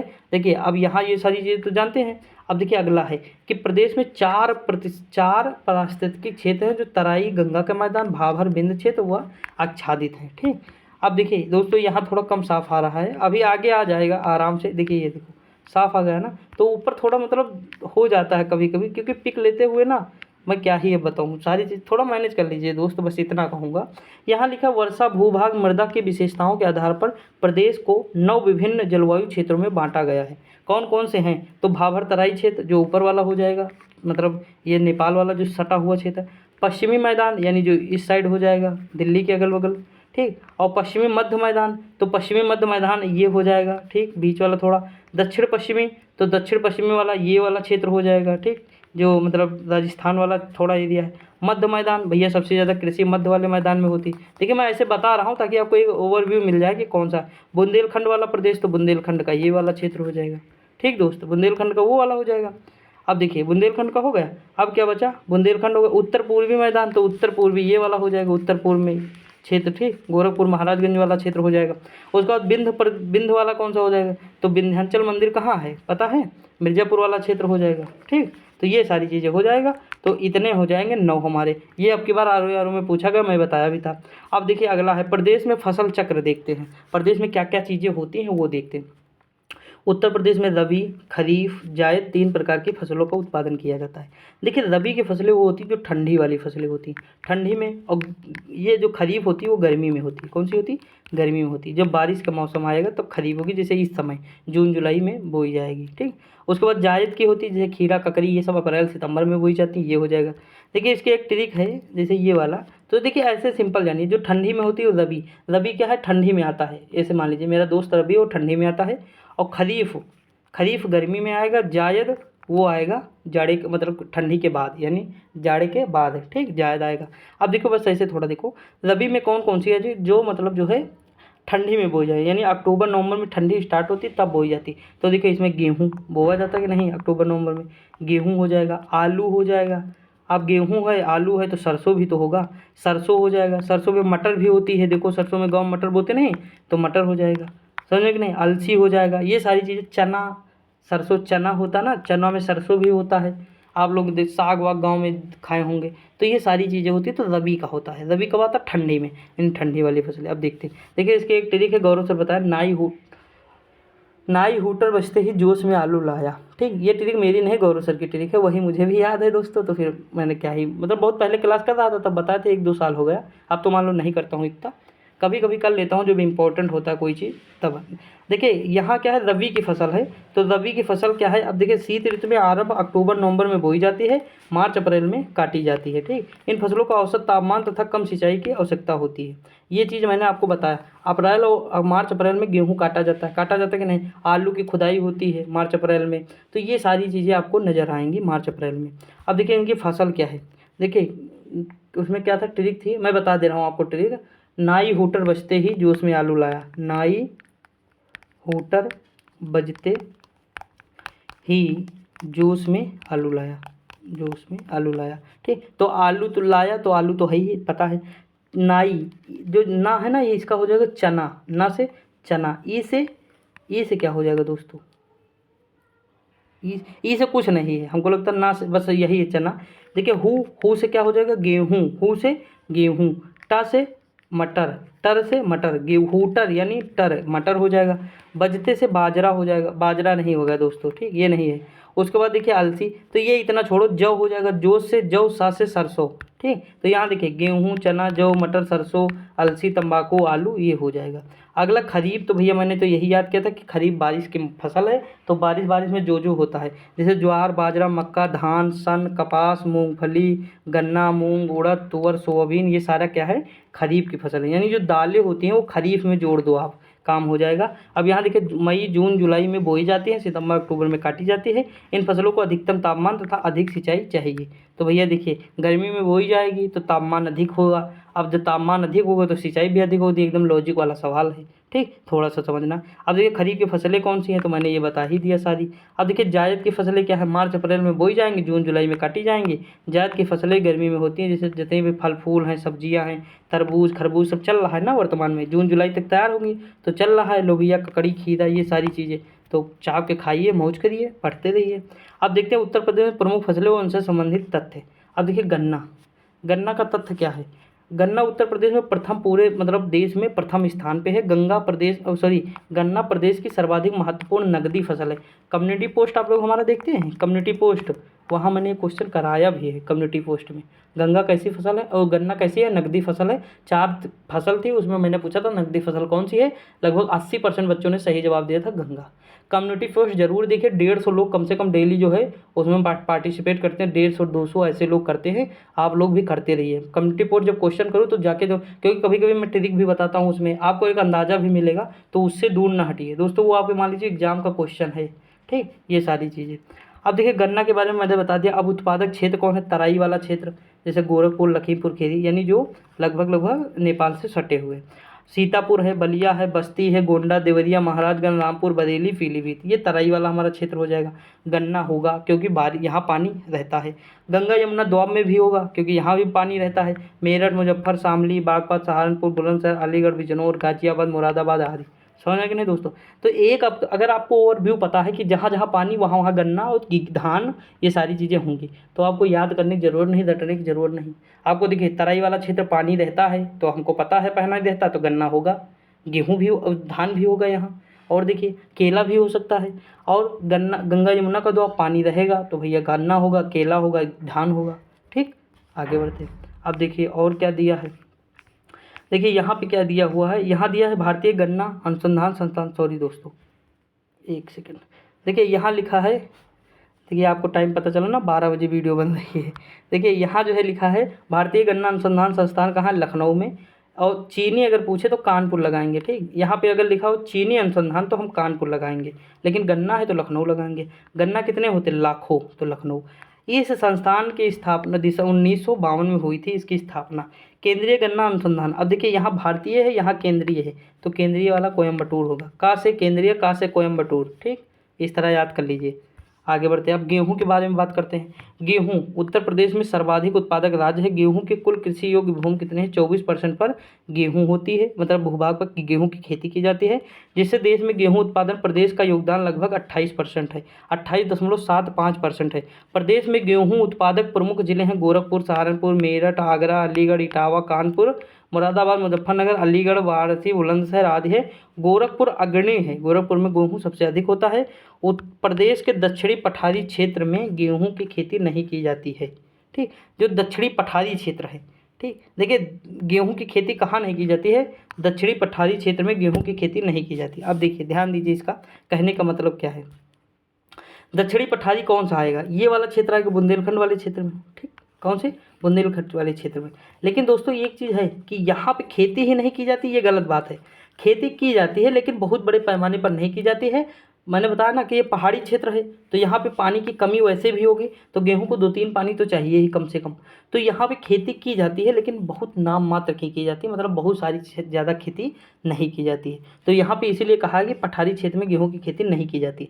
ये पूरी तरह से मतलब नहीं, ऐसा नहीं होगा कि नहीं की जाती, मैक्सिमम की जाती। जो बुंदेलखंड वाले लोग होंगे वहाँ पता है कि मैक्सिमम खेती की जाती है। ठीक, मतलब इस लेवल की जाती है कि खाने भर का हो जाए, समझा कि नहीं। तो ये सारी चीज़ें होती है, तो इतना ध्यान दीजिए। पूरी तरह से नहीं की जाती, ये गलत है, की जाती है। ठीक, अगला दिया है आलू। आलू उत्पादन में उत्तर प्रदेश देश का प्रथम स्थान। देखिए मैं कैसे कह रहा हूँ की जाती, देखिए मेरा दोस्त एक बांदा का है, एक महोबा का है, एक हमीरपुर का है, 3 है। ठीक, तीनों कहाँ है, बुंदेलखंड के।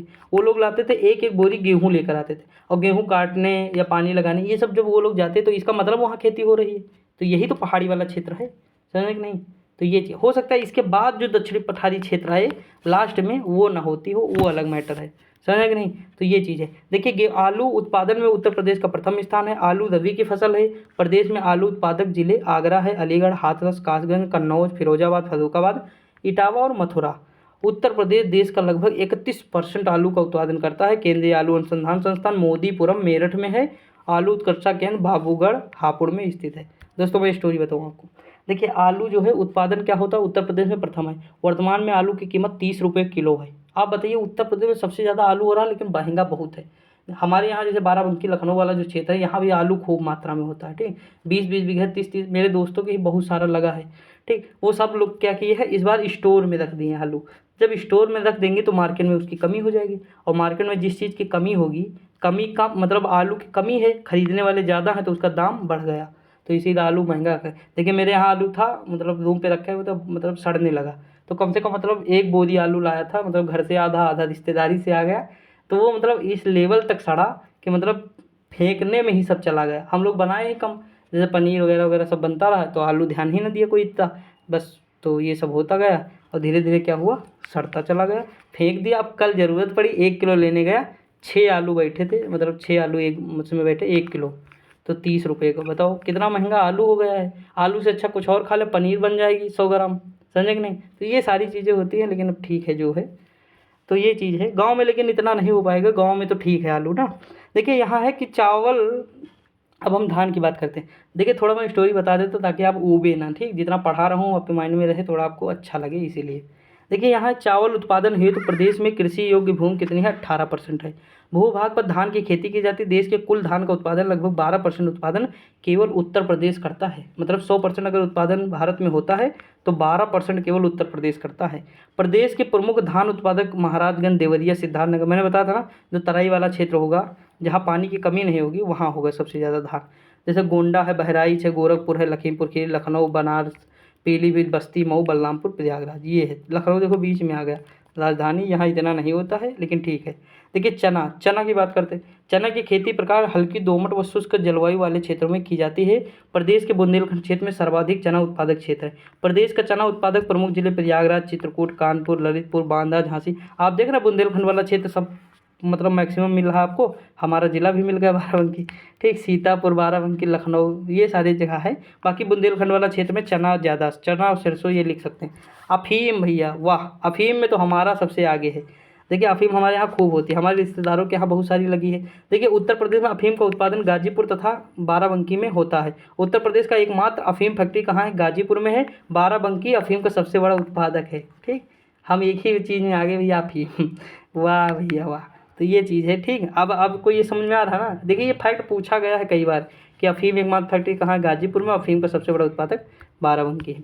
अगला बाजरा। बाजरा पानी की कमी, सूखे की स्थिति के लिए सबसे उपयुक्त है। बाजरा मतलब जहाँ पानी की कमी होगी वहाँ होगा।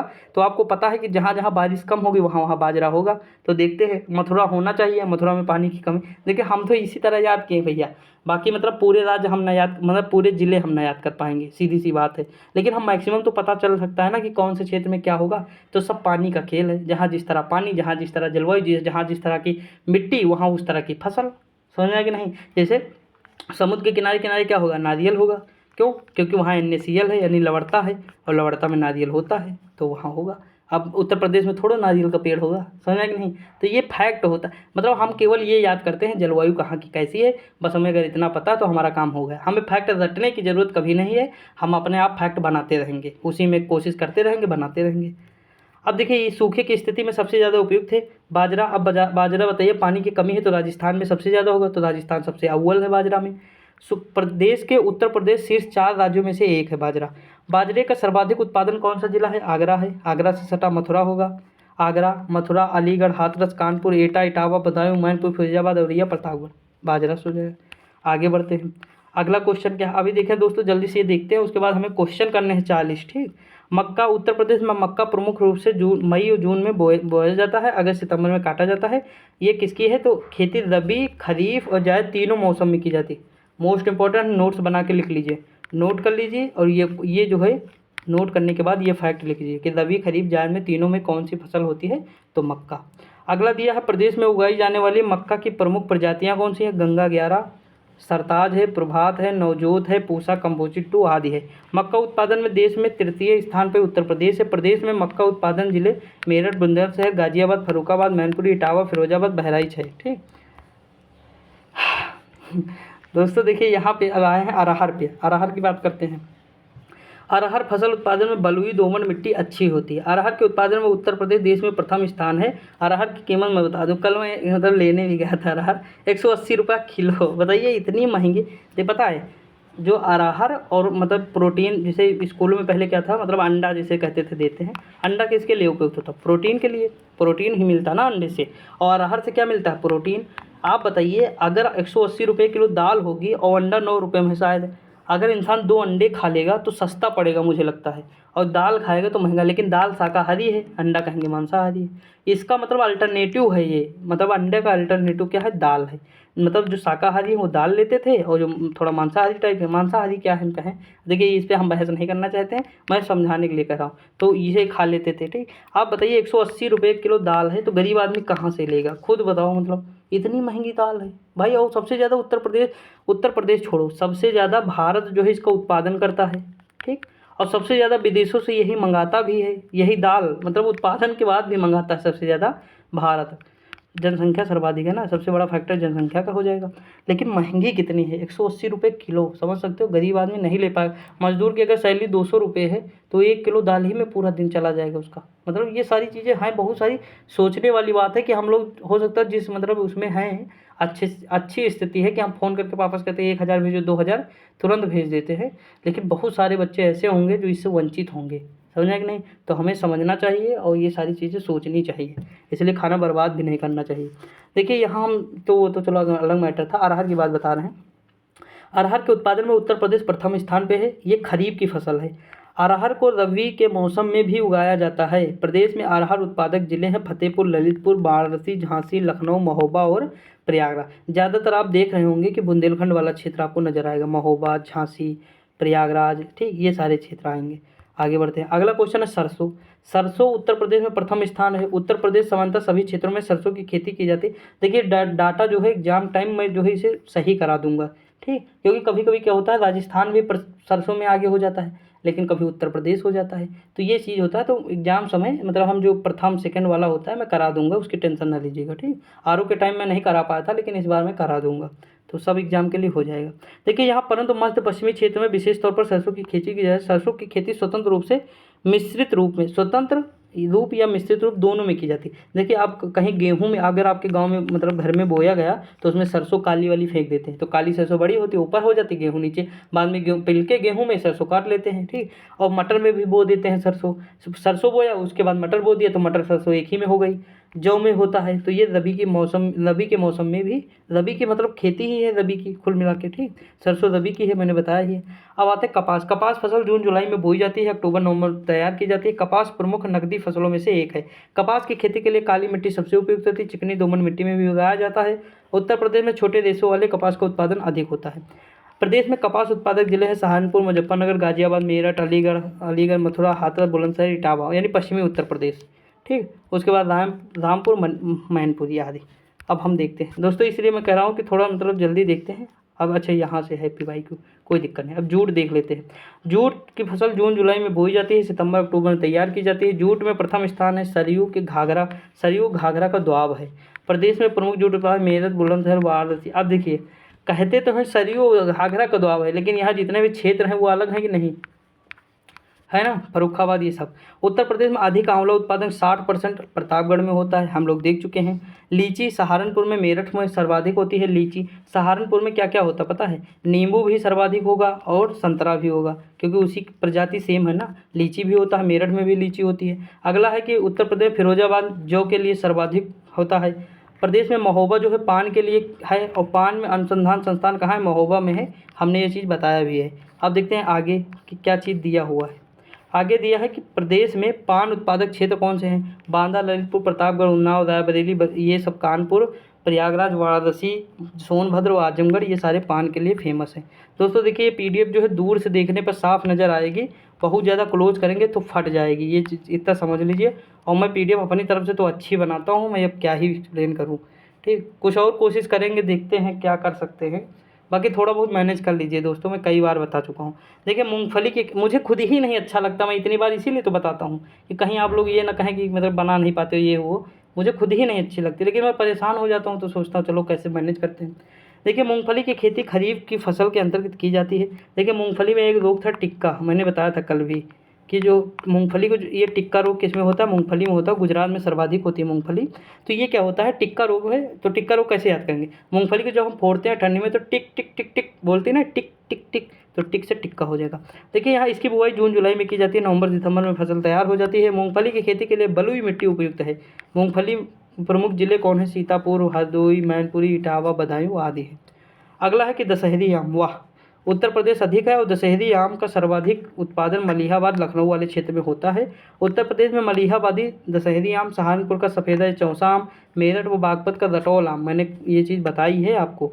वाराणसी का लंगड़ा आम आज प्रमुख है, याद रख लीजिए, आम का सीजन चल भी रहा है। एग्जामिनर अगर आम खा के पेपर बनाएगा तो पक्का लिखेगा, ठीक, तो याद कर लीजिएगा। अगला है केंद्रीय उपोष्ण बागवानी संस्थान, पुराना है केंद्रीय आम अनुसंधान, लखनऊ में है। कहाँ है, लखनऊ में।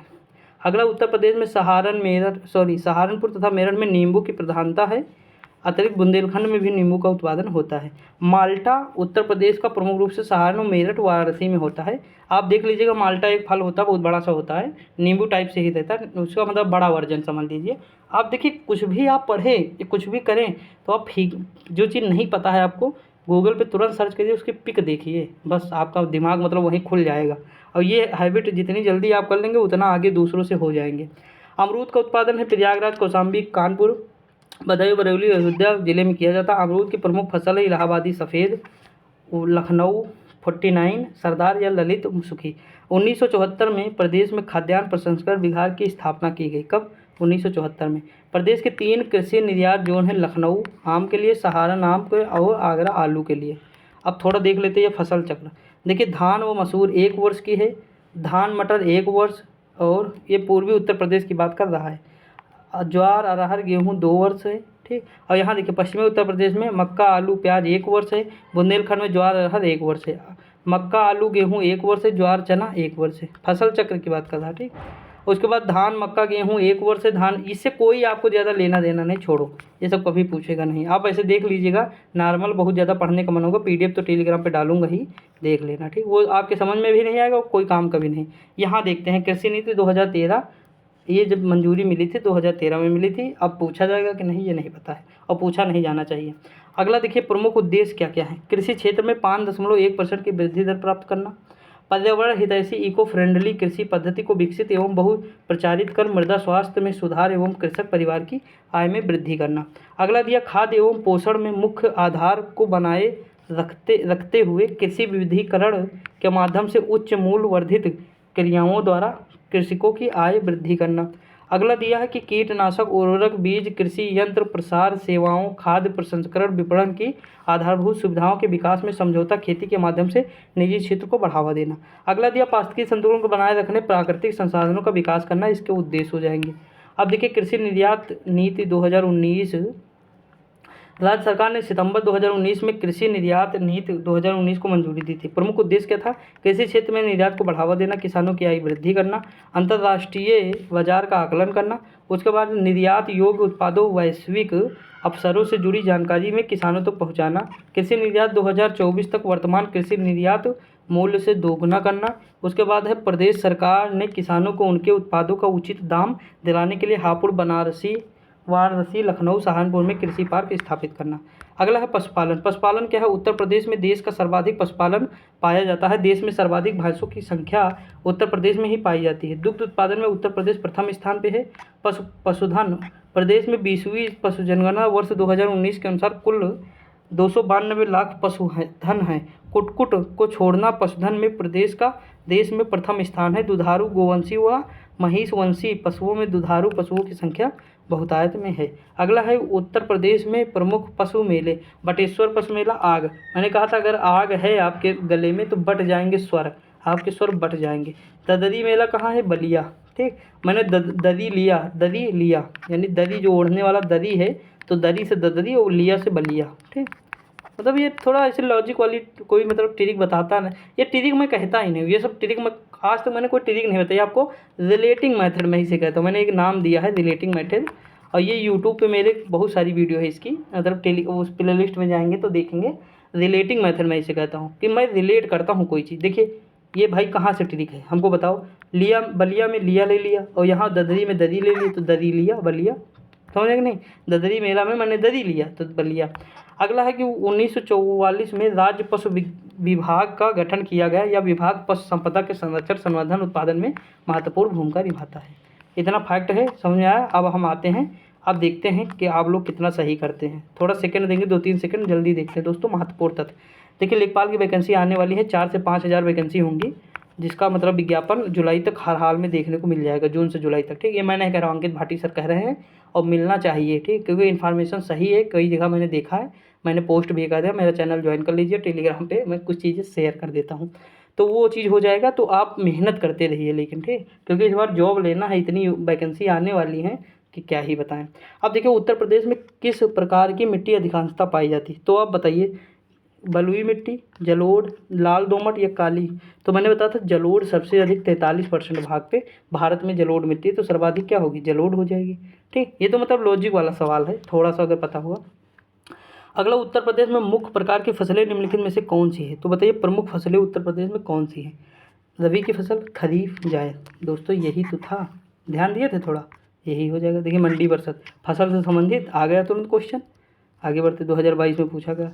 अगला, उत्तर प्रदेश की सबसे महत्वपूर्ण नकदी फसल। देखिए नकदी फसल, आप बताइए। दलहन, गेहूँ, आलू, गन्ना है नकदी फसल दोस्तों। हम गन्ना रखते नहीं घर में, सारा बेच देते हैं। व्यवसाय पैसे के लिए गन्ना की खेती की जाती है, तो व्यवसाय के लिए, तो व्यवसाय यानी नकदी फसल, तो हम बेच देते हैं। ये कम्युनिटी पोस्ट का क्वेश्चन था जो डाला हूँ, आज यहाँ मिल गया। अगला दिया उत्तर प्रदेश में प्रमुख रबी की फसलें। रबी की फसलें वो होती है जो ठंडी में, तो ठंडी में गेहूँ होगा, चना होगा, मटर होगा, जो होगा, ठीक, ये हो जाएगा। उसके बाद देखिए गन्ना, तो हमें पता है कि गन्ना जो है ये कहाँ होगा, तो देखिए गन्ना ये जो है खरीफ की फसल है। किसकी है? खरीफ की। भाई पानी वाले मौसम में होगी तो ये नहीं होगा। तो जैसे ये खत्म, उसके बाद अलसी वाला खत्म, तो केवल ये। मक्का भी क्या होगा? मक्का तीनों में होता है। ठीक, ये मैंने बताया, नोट कर लीजिएगा। मक्का रबी की फसल है, खरीफ की है, जायद की है, तीनों है। प्रदेश में सर्वाधिक गेहूं उत्पादक वाला जिला कौन सा है? तो गेहूं कहाँ सर बचा है? गोरखपुर, लिखा था ना, गोरखपुर। अगला दिया है आलू के उत्पादन में भारत में उत्तर प्रदेश का कौन सा स्थान है? बिना आँख, मतलब आँख मूंधे लगा दो, ए। ऑप्शन नंबर ए हो जाएगा, पहला है। अगला है कि भारत में उत्तर प्रदेश का गन्ना में कौन सा स्थान है? तो पहला हो जाएगा उत्तर प्रदेश में भैया। गन्ना, आलू, ये सब पहला है। गेहूँ में भी पहला है। सॉरी, एक सेकंड, नीचे। उत्तर प्रदेश में सबसे बड़ा उत्पादक है, तो ये किसका उत्पादक उत्तर प्रदेश सबसे अधिक है? तो आम का है। किसका है? आम का सबसे अधिक उत्पादक है इन चारों में से। आगे बढ़ते हैं। अगला क्या दिया है? आंवले का सर्वाधिक उत्पादक कहाँ होता है? तो प्रतापगढ़ में है। ये चीज़ तो हमें पता है ना। उत्तर प्रदेश में निम्नलिखित में से किस जिले में अफीम की फैक्ट्री है? अब देखिए यहाँ फैक्ट्री पूछ लिया, मैंने बताया था ना क्वेश्चन पूछा गया है, तो गाजीपुर में फैक्ट्री है। ठीक, यहाँ बाराबंकी दिया ही नहीं, तो हम आराम से गाजीपुर लगा देंगे, कन्फ्यूजन भी नहीं होगा। यहाँ लिखा ग्रेनाइट के रूप में बेतवा तथा धनसान नदियों के जल प्लावित यानी जल के बहाव क्षेत्रों में किस प्रकार की मिट्टी होती है? तो इसमें किस प्रकार की मिट्टी होगी? लाल मिट्टी, ग्रेनाइट के रूप में बताया है ना। तो बुंदेलखंड वाला क्षेत्र यानी बेतवा जो नदी होंगी वो बुंदेलखंड वाले में तो लाल मृदा होगी। अगला प्रदेश का सर्वाधिक चना उत्पादक वाला, तो चना जहाँ सबसे अधिक होगा तो बुंदेलखंड वाला क्षेत्र होगा। ठीक, आप देखिए जो लॉजिक मैंने बताया चना सरसों वाला वो आपको सही लग रहा है, यहाँ आंसर आ जाएगा आराम से।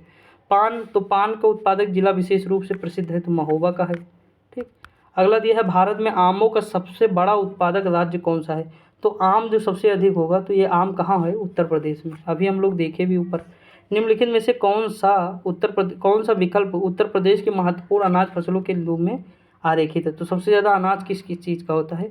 तो देखिए मूंगफली में उत्तर प्रदेश आगे नहीं, मैंने बताया था गुजरात में होता मूंगफली, गुजरात, महाराष्ट्र, ये जो एक कभी कभी पहले दूसरे पे ऐसे चलता रहता है, लेकिन गुजरात में सर्वाधिक होता। तो ये हो जाएगा। तो जैसे ऑप्शन नंबर ए कटा तो काट दो।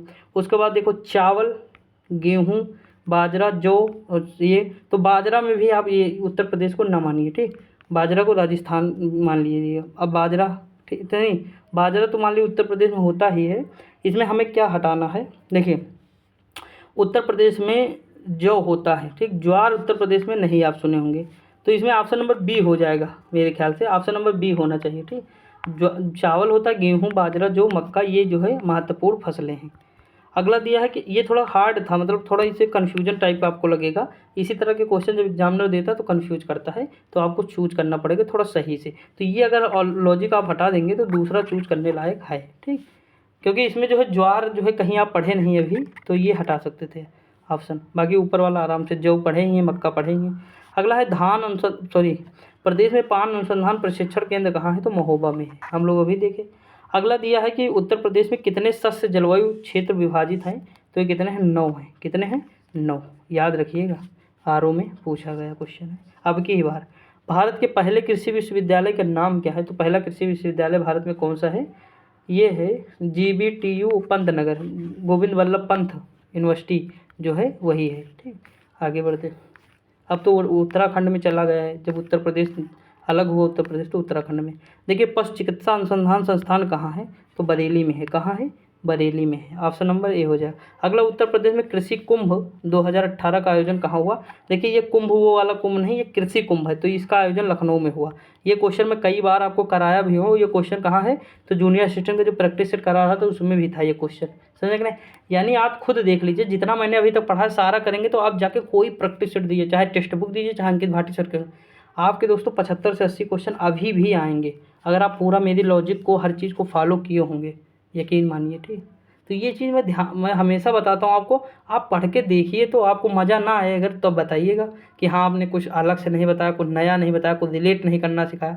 मैंने तो बहुत कुछ सिखाया है, बस आप पढ़ते रहिए। ठीक, देखिए यहाँ लिखा है उत्तर प्रदेश की प्रमुखतम तिलहनी फसल है, तो इसमें कौन सी तिलहनी फसल है? ये राई और सरसों है। तिलहनी का फसल जो तेल दे तो यही हो जाएगा। अगला है कि उत्तर प्रदेश की अर्थव्यवस्था पर आधारित है, तो अर्थव्यवस्था जो उत्तर प्रदेश की कृषि पर आधारित है। आलू निर्यात जोन कौन सा है? तो आगरा है, हम लोग देखे भी हैं, कौन सा है? आगरा। अगला दिया है ब्रिटिश शासन के दौरान भारत की अधिकांश जनसंख्या जीविका के लिए किस पर निर्भर थी? तो भैया जो प्राथमिक जो क्षेत्र होता है ना वही। देखिए गाँव किसे कहते हैं? मैं बताता हूँ, गाँव और शहर दोनों डिफिनीसन ले लीजिए मुझसे आज। गाँव और शहर की डिफिनीसन ले लीजिए, मुझे याद आ गया इसलिए बता रहा हूँ। गाँव वह है जहाँ पे कम से कम नहीं अधिकांश जनसंख्या, ठीक, 80 70 80% 90% जनसंख्या किससे प्राथमिक क्षेत्र से जुड़ी है। कृषि पशुपालन ये सब चीज़ जो है प्राथमिक हो गया, ठीक, कृषि पशुपालन खनन ये सब कृषि होगा। तो ये प्राथमिक क्षेत्र से गांव के लोग जुड़े रहते हैं कि नहीं, गांव के लोग खेती करते हैं ना, पशुपालन करते हैं ना, तो प्राथमिक क्षेत्र गांव की अधिकांश जनसंख्या प्राथमिक क्षेत्र से जुड़ी रहती है। तो हमें कहने का मतलब यह है कि जहाँ अधिकांश जनसंख्या प्राथमिक क्षेत्र पर निर्भर रहती है वह गाँव कहलाता है, और जहाँ अधिकांश जनसंख्या द्वितीयक और तृतीयक सेक्टर यानी क्षेत्र में रहती है वो शहर कहलाता है। देखिए औद्योगिक ये सब उद्योग किस में आता है, उद्योग ये आता है द्वितीयक सेक्टर, और जो सेवा होती है वो किस में आता है, तृतीयक सेक्टर। तो गांव में कोई सेवा देता है, ज़्यादा कम देते हैं ना लोग, देते हैं अब तो रिक्शा उक्सा चलने लगे तो देते हैं, लेकिन अधिकांश जनसंख्या की मैं हमेशा बात करूँ तो अधिकांश आपको कहाँ मिलेगा, प्राथमिक सेक्टर अधिकांश शहरों में नहीं मिलेगा, गाँवों में मिलेगा, समझे कि नहीं। तो ये डिफिनीसन है, आपको समझ में आ गया होगा आई होप। मुझे ध्यान आया तो बता दिया, कभी कोई ऐसे पूछ ले तो आपको दिक्कत ना हो। अगला है कि प्रदेश, क्योंकि ये जानते हो कहाँ से कॉन्सेप्ट मैंने उठाया है, सिंधु घाटी सभ्यता जब मैं पढ़ा था वहाँ का ये लॉजिक यहाँ चेप दिया हूँ, समझ में, छाप दिया हूँ, मतलब लगा दिया हूँ, क्योंकि वहाँ मतलब अलग कॉन्सेप्ट था लेकिन वही मतलब डिफिनीसन यहाँ मैं चेप दिया हूँ। यहाँ दिया प्रदेश का सबसे बड़ा अफीम उत्पादक, आ गए भैया 12 अंक की। अगला है किस फसल की खेती के लिए जल क्रांति की आवश्यकता होती है। जल क्रांति का मतलब कि जल की सर्वाधिक आवश्यकता होती है तो चावल की। देखिए गेहूँ कॉफ़ी चना तो चाय, तो इसमें क्या हो जाएगा, गेहूँ चावल की हो जाएगा। काली मिट्टी को कहते हैं तो रेगुर कहते हैं। यहाँ दिया प्रदेश का प्रमुख जूट उत्पादक, तो जूट सबसे ज़्यादा कहाँ होगा, तो गंगा यमुना दोआब होगा। ये देखिए ये वाला अभी दोआब ऊपर पढ़ा नहीं थे, सरयू और घाघरा दोआब, तो ये हो जाएगा जूट सर्वाधिक हो जाएगा। काली मिट्टी सबसे अधिक उपयुक्त होती है तो कपास के लिए, ठीक। गोल्डन राइस किस तत्व का अच्छा स्रोत है, विटामिन वाली वीडियो उठा के देखिएगा, एक भी विटामिन का क्वेश्चन आपसे बाहर नहीं जाएगा PCS तक का, केवल 15 मिनट की वीडियो है, बोर्ड पर मैंने पढ़ाया है, पढ़ के देखिए दोस्तों। मैं जिस दिन पढ़ाया था उसके अगले दिन आरओ का पेपर था, एक क्वेश्चन आया था और मेरा तो भैया सही था क्योंकि मैंने पढ़ाया था, समझ नहीं, मतलब मिलान करने को था 4 ऑप्शन ए, मतलब मिलान करना था, उस 15 में से 15 मिनट की वीडियो से एक क्वेश्चन था, मैंने सारा विटामिन उसमें मतलब इन्वॉल्व कर दिया था, उसकी ट्रिक बताई थी, जैसे थायमीन है या राइबोफ्लोविन है, ये सारी चीज़ें मैंने जो है एक्सप्लेन की थी, ट्रिक भी बताई थी, ऐसा नहीं है। यहाँ देखिए ये तो गोल्डन राइस किस में आ जाएगा, ए में हो जाएगा। अगला क्वेश्चन है कि भारत के राज्यों में उत्तर प्रदेश किस उत्पाद का सबसे बड़ा उत्पादक नहीं है, तो ये कौन सा नहीं है, इसमें जो है फलों का, फूलों का नहीं है, गेहूँ गन्ना आलू तो आपको पता है। अगला उत्तर प्रदेश में आलू अनुसंधान केंद्र कहाँ है, तो आलू वाला अनुसंधान कहाँ है, बाबूगढ़ है। अगला है कि देखिए आगरा जो है वहीं है। निम्नलिखित में से किस स्थान पर दशहरी आम, तो दशहरी आम के बाद हम मलिहाबाद। आज सुबह वाली वीडियो में मैंने एक चीज़ आपको बताई थी, ध्यान होगा कि जिस ऑप्शन में देखिए 4 ऑप्शन है ना, यहाँ देखिए एक ऑप्शन ये अलग से जानकारी दी, ये ब्रैकेट में लिखा है कि नहीं। जैसे मान लीजिए किसी को तुक्का लगाना होता है ना, यही हर जगह आप देखेंगे, मैं कहता हूँ 100 क्वेश्चन उठाइए इस तरह के, 90 क्वेश्चन आपको सही मिलेंगे, सेम मतलब कॉन्सेप्ट है ये, एक मतलब ट्रिक है जो आप बहुत कम लोग जानते होंगे। जिस ऑप्शन में इस तरह ब्रैकेट वाला लगा हो, जैसे 4 ऑप्शन है लेकिन देखो केवल इसमें वाले ऑप्शन में ये लगा है, बाकी किस में लगा नहीं लगा है, क्योंकि एग्जामिनर बताना चाहता है कि भैया ये मलिहाबाद लखनऊ में है, ताकि बच्चे ये ना जान पाए कि मलिहाबाद क्या है, तो ऑप्शन नंबर यही है तभी तो लगाया, नहीं तो ये ना लगाता, ये भी छोड़ देता, लेकिन आप ये ऑप्शन सही है इसीलिए, ठीक। तो एग्जामिनर भी थोड़ा लॉजिक देता है बच्चों को सोचने के लिए, लेकिन बच्चे सोच पाएँ तभी तो। यहाँ दिया निम्नलिखित में से कौन सा फसल चक्र पूर्वी उत्तर प्रदेश के लिए सर्वाधिक उपयुक्त है, तो ये दोस्तों है मक्का, तुरई और गेहूँ। अगला दिया है दुग्ध उत्पादन में वृद्धि हेतु उत्तर प्रदेश में ऑपरेशन फ्लड का पहला चरण कब प्रारंभ होता है, तो ये चरण होता है 1970 में। अगला दिया निम्नलिखित में किस स्थान पर पशुचारा बैंक कार्यरत है, तो मैंने बताया था आपको कि अगर आप पशु का चारा खा लेंगे तो आपको खांसी आएंगी, क्या आएगी, खांसी से झांसी। अगला दिया है विश्व में हरित क्रांति के जनक कौन है, विश्व में पूछा है तो नॉर्मन बोरलॉग है, भारत में MS स्वामीनाथन है, और इसका जो विलियम गॉड ने हरित क्रांति शब्द दिया था, विलियम गॉड, ठीक। अगला दिया निम्नलिखित में से खरीफ की फसल नहीं है, तो खरीफ का मतलब होता है ठंडी में जो फसल ना हो वही हो जाएगी, ये गर्मी में की है तो सरसों तो ठंडी में होती है, तो सरसों हटा दो, तो ऑप्शन नंबर डी। दोस्तों ये टॉपिक हमारा कंप्लीट होता है, आज आपको समझ में आई होंगी चीज़ें, आज मैं आशा करता हूँ कल से हम ये टॉपिक देखेंगे क्योंकि आज टाइम हो गया है, देखिए मैं कुछ ज़्यादा ही बता देता हूँ डीपली जाके हल्का, तो उससे आपका मतलब माइंड डेवलप होगा, आपको चीज़ें समझ में आएँगी। देखिए दोस्तों, हमेशा तो आपको पढ़ना नहीं है। मेरा तो मानना ये है कि आप केवल 2 साल अच्छे से पढ़िए या 1 साल पढ़िए, निकल जाइए। यहाँ फर्जी टाइम ना वेस्ट करिए, दूसरा काम करिए। 2 साल दीजिए, अगर हो रहा है तो ठीक है, नहीं टाइम वेस्ट ना करिए। समझ में कि नहीं? तो ये सारी चीज़ें आप अपने मन अंदर लाइए, 6 महीने जम कर मेहनत कीजिए। आप ये समझ लीजिए दिसंबर तक इतनी मेहनत इस बार करनी है आपको कि जॉब लेना है, हर हाल में लेना है। समझ में कि नहीं? देखिए मेरे पास तो कम लोग जुड़े हैं, तो जितने लोग जुड़े हैं वही लोग समझ पा रहे हैं मेरी चीज़ें। आप लोग थोड़ा जोड़िए, लोगों को बताइए, समझाइए। बाकी मतलब कोई दिक्कत नहीं, आप शेयर करते स्टेटस लगा लीजिए, जो करना हो कर लीजिए। थोड़ा मतलब लोगों को थोड़ा मैं मतलब मोटिवेट रहूँ ताकि, बाकी और कोई दिक्कत नहीं। बाकी आप पढ़ते रहिए, मस्त रहिए, खुश रहिए। अब मिलते हैं अगली वीडियो में, तब तक के लिए दोस्तों जय हिंद।